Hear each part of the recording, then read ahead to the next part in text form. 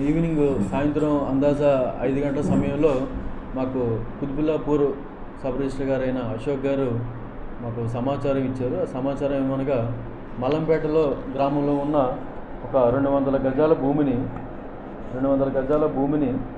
ఒక నాగేశ్వరరావు అనే వ్యక్తి అతను ఆధార్ కార్డుని ఫ్యాబ్రికేట్ చేసి అతను వేరే వ్యక్తికి అమ్మడానికి ప్రయత్నిస్తుండగా అతను మన ఎస్ఆర్ఓ గారు కొంచెం అతనికి డౌట్ వచ్చి ఎవరైతే ప్రాపర్టీని అమ్ముతున్నారో నాగేశ్వరరావు అతని యొక్క ప్రొఫెషన్ గురించి అడగగా అతను కొంచెం తడబడినట్లుగా మన ఎస్ఆర్ఓ గారు గుర్తించడం జరిగింది.